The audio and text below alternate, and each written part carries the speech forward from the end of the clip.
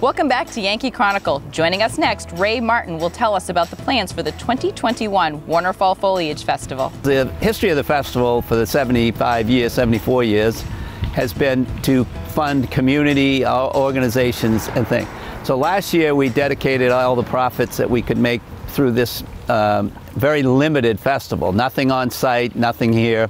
We ended up raising about $10,000 and netted, and we ended up taking $5,000 extra from our reserves, and we funded the food pantry and the fuel assistance program right here in Warner. So that was very well received, and but the one thing is, you know, we wanted to keep the festival alive last year and keep it in people's minds that there is a thing.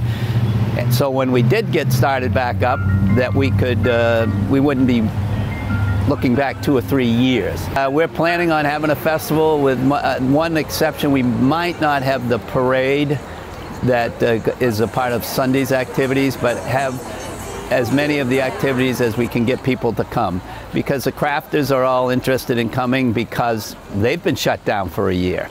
And so the crafters are here, the people want to get out. We should have rides for the kids and younger generation. We will hopefully have an oxen pull and maybe a woodsman's contest. And so it will be the traditional festival that everybody's used to for the last 73, well, this is our 74th year this year. And it'll be what they're used to seeing and experiencing, and hopefully keep the experience going for another 75 years. This is, again, a total volunteer organization. We have a board of 8 members this time, and we want to keep that interest going. We don't want to lose that interest. And they put on the festival, and that's where we stand. Our expectations is that we'll have a good festival, a well-attended festival. We have no way of limiting the crowd because we don't have a fenced-in area. We don't have gates. We don't sell tickets.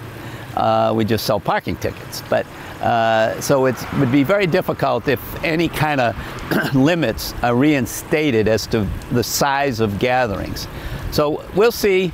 Last year we had a drop dead date of August 1st that we would go up until and make a final decision. And that's when last year we went to what we called the virtual festival. But this year hopefully we can continue through. Because our sponsors and our supporters are there to help and there to put something on. And it will be, hopefully we'll be back in business again. But we still need probably, 100 volunteers that help run everything from parking to information to events. And the one thing that we probably will be scaling back a little bit is the music part, which goes on in the Jim Mitchell Park here in Warner, behind Warner Bookends.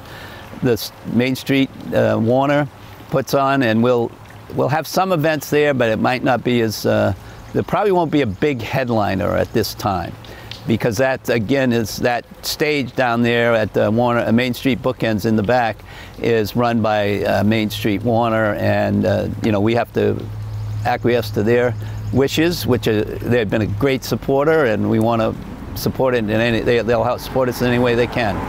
So we still need volunteers, advertising, whatever. But the community usually comes together pretty good, and we can very well, and we hope to proceed to this year, which is Columbus Day weekend, Friday night, Saturday and Sunday. Get on the website, updates. Again, you know, we as a large gathering, without a way of curtailing or limiting attendance, we will be, you know, we'll have to adhere to the guidelines that come out of either the state, particularly the state or CDC. When we come back, Gail Matthews will tell us what she's been working on with the Lake Sunapee Region VNA and Hospice History Project.